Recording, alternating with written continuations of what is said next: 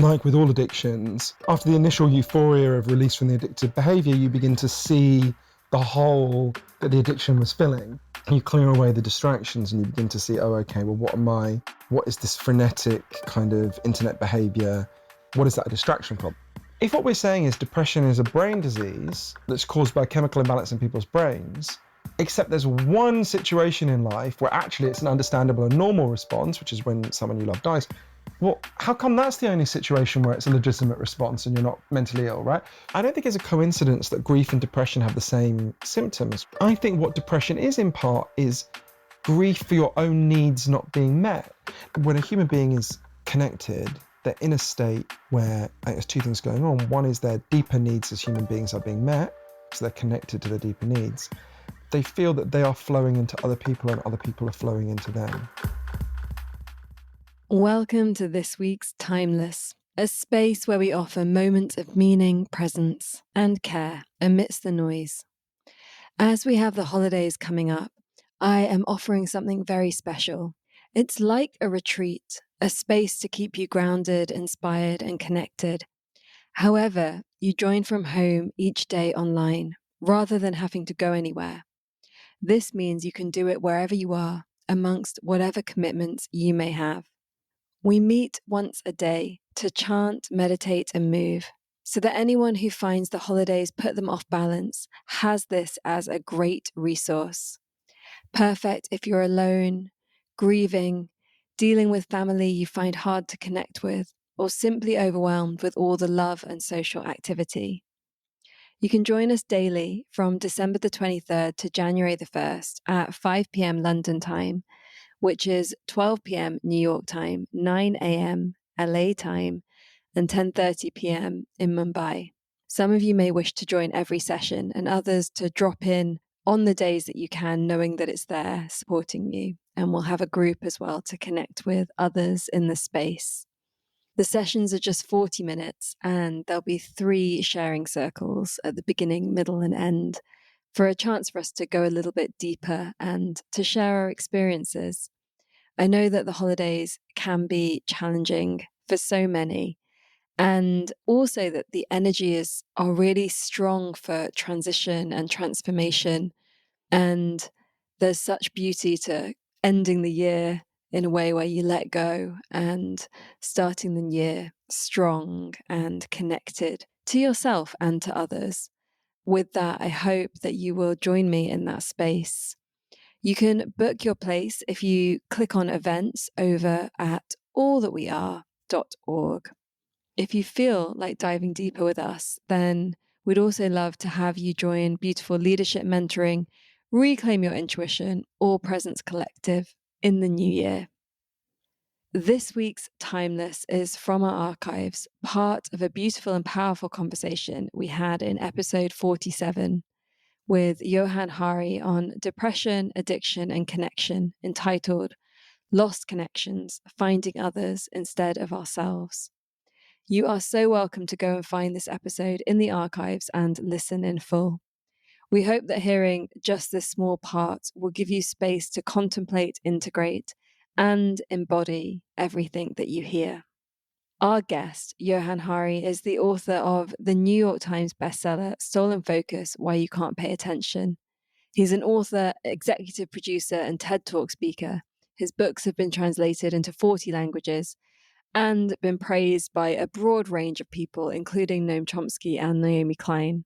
His first book, Chasing the Scream, The First and Last Days of the War on Drugs, was adapted into the Oscar-nominated film, The United States versus Billie Holiday.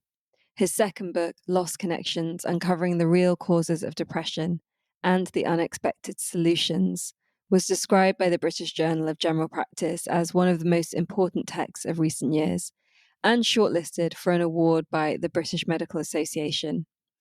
Johann's TED Talks have been viewed more than 93 million times. He's written over the past decade for some of the world's leading newspapers and magazines and appeared on many popular shows. He was twice named National Newspaper Journalist of the Year by Amnesty International. He has also been named Cultural Commentator of the Year and Environmental Commentator of the Year at the Comment Awards. In this episode, we explore the question, how to reconnect in a disconnected world. We hope that this Timeless offers you a new way of looking at your life and how you spend your time. Welcome to All That We Are, with me, your host, Amisha Tala Oak. On this show, we explore the weave between activism, the sacred, creativity, and regeneration, the spaces where our inner and outer worlds dance. From healing trauma to nature connection, to new technologies, to ancient wisdom, it's time for us to move beyond silos and into an integrated way of being. Every one of us has ideas and personal experiences to share that can lead us to a more beautiful future.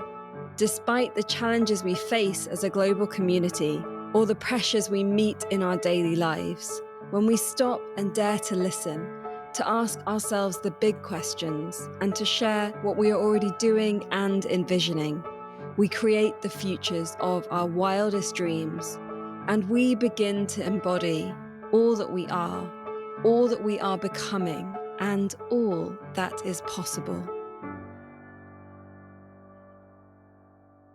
Like with all addictions, after the initial euphoria of release from the addictive behavior, you begin to see the hole that the addiction was filling. You clear away the distractions and you begin to see, oh, okay, well, what is this frenetic kind of internet behavior? What is that a distraction from? At some point in the future, and it'll probably be a few years from now, I'm going to write a book about our attention crisis, why so many of us find it hard to pay attention, whether it's our children, us as adults, and the whole society. I recently had someone who's gone off on a long travel thing, and she said, oh, I want to find myself. And I said, no, the best journeys aren't where you find yourself. The best journeys are where you find other people, right? Mm-hmm. I actually think the journey for yourself is a terrible error. Actually, we can talk about why if you want. Trying to discover yourself as a unique individual is part of why we're so depressed and anxious and addicted as a society, I think. Yeah, so, and with my depression book, which was called Lost Connections, which is about why we're having such a big epidemic of depression and anxiety and what we can actually do about it.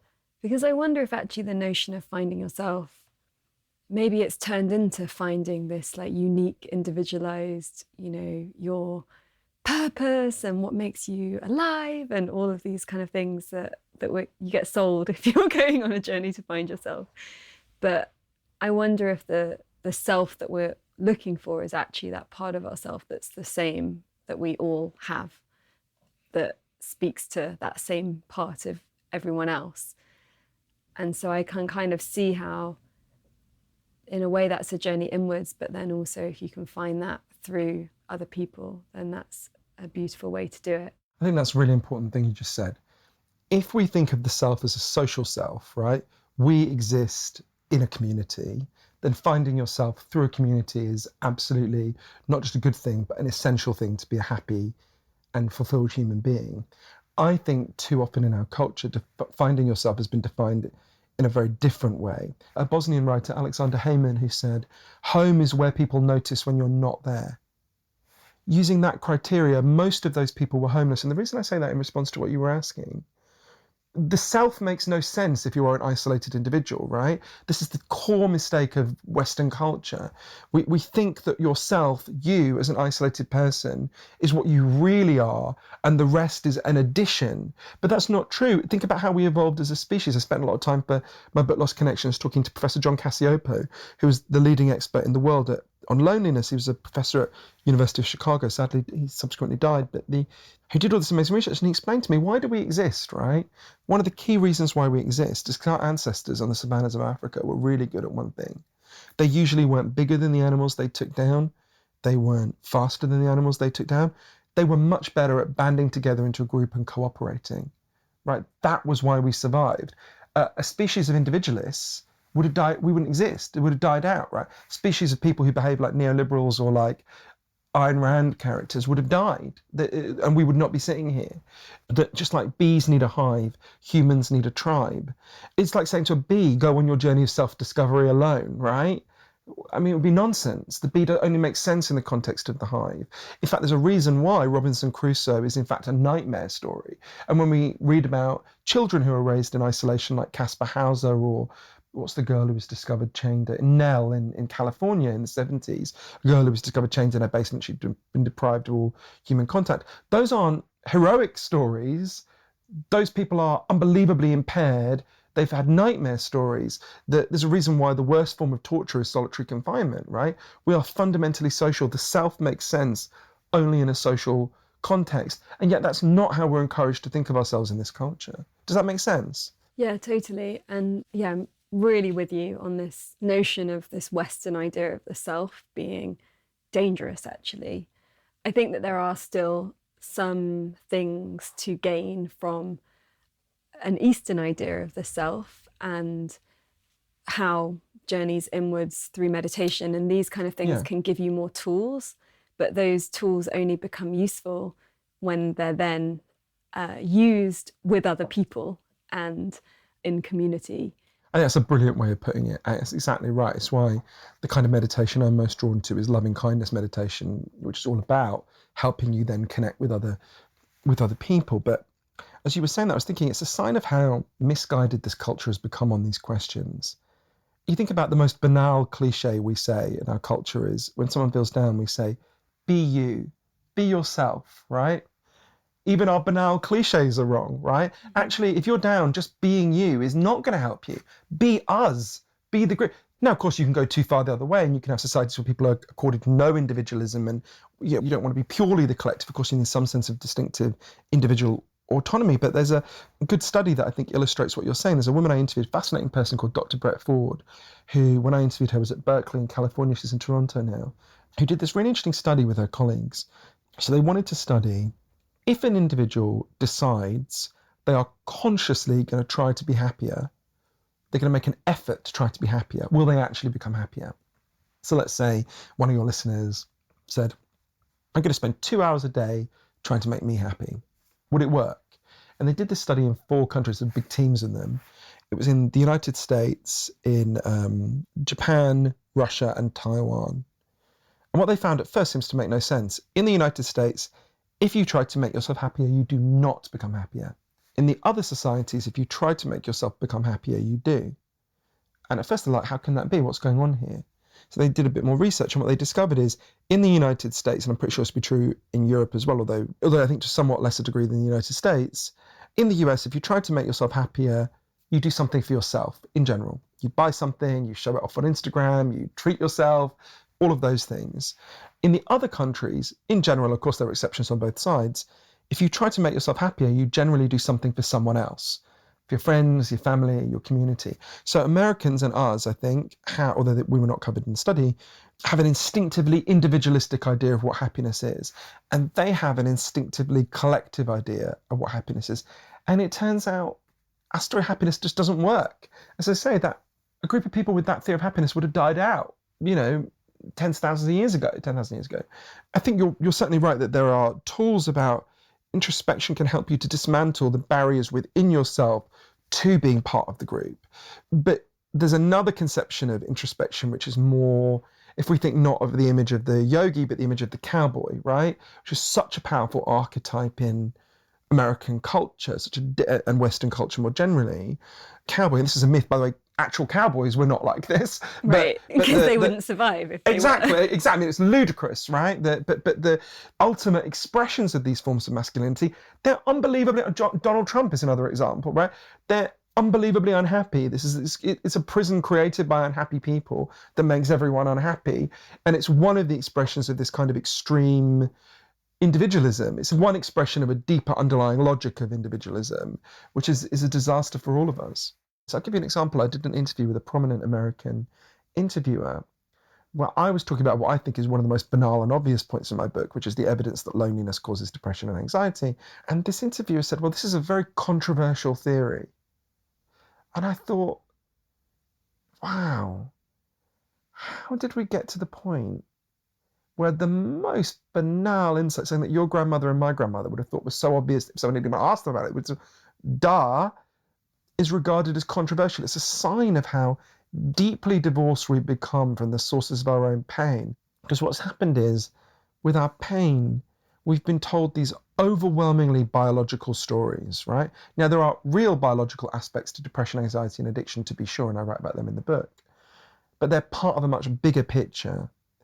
But what we've been told is, so when I was a teenager and I went to my doctor and explained that I had this feeling like pain was leaking out of me, and I didn't understand, my doctor told me an entirely biological story. He said, you just feel this way because you've got a lacking chemical in your brain, the chemical serotonin, which, by the way, is not true.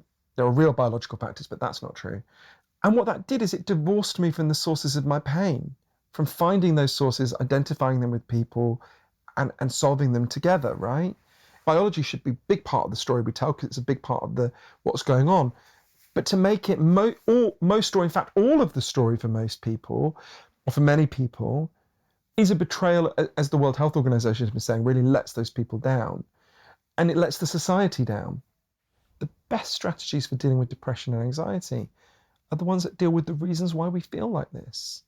And I saw that in so many places, that when you acknowledge that depression and anxiety and addiction have more complex causes than just your biology, although there's a real biological component, you can begin to find solutions that you couldn't see if you thought about it in a more narrow way.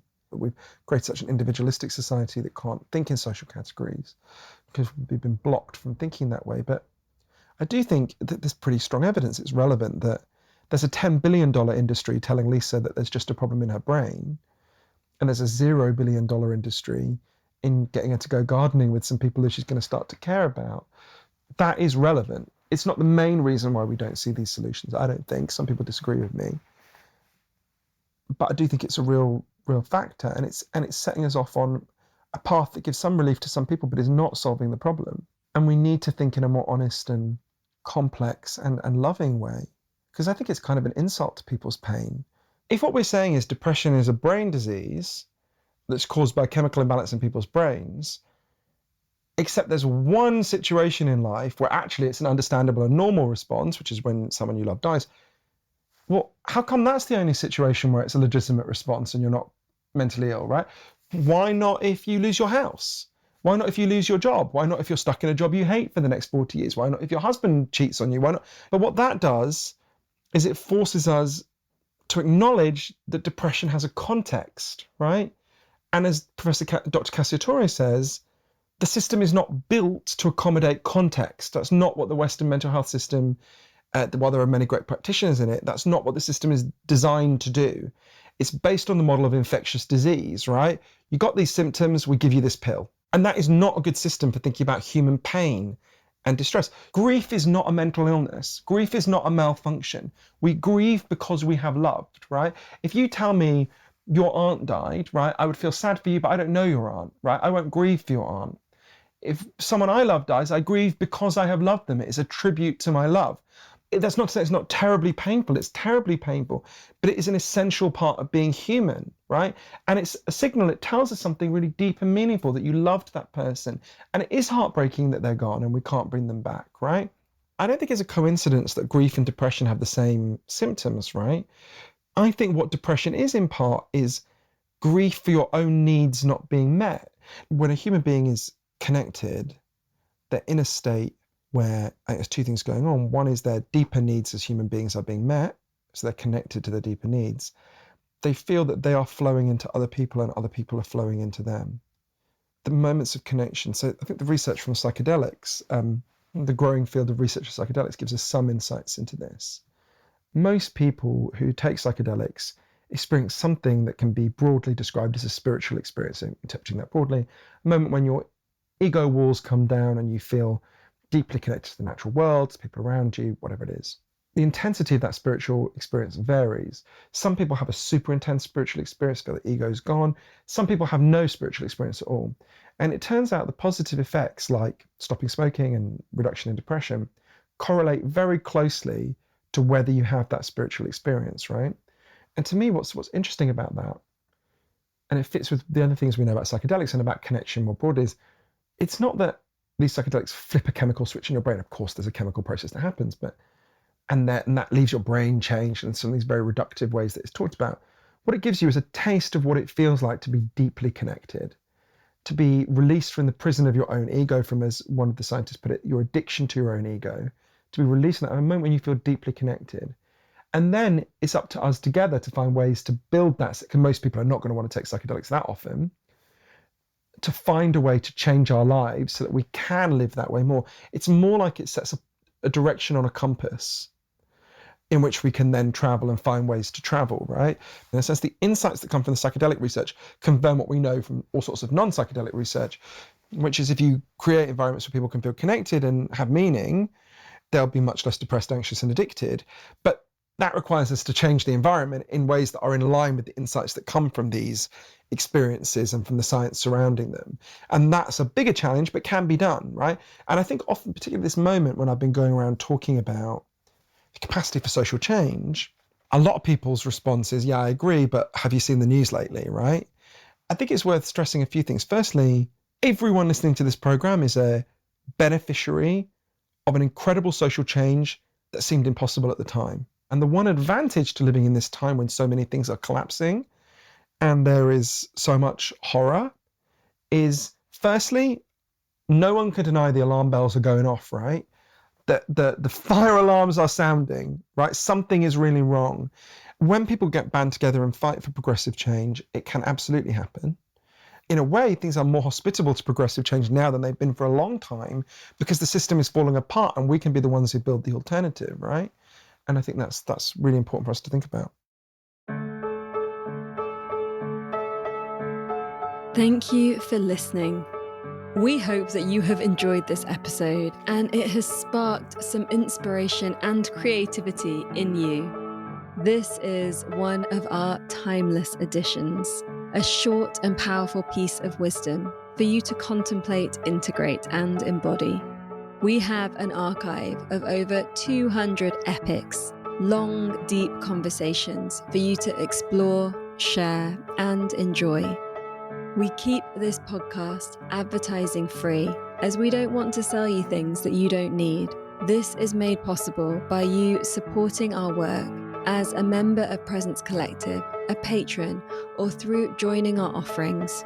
You can also support us by sharing this with those that you love.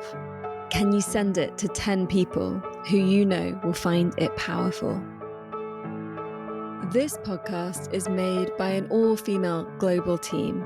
You can explore our world at allthatweare.org and find your ways to take part.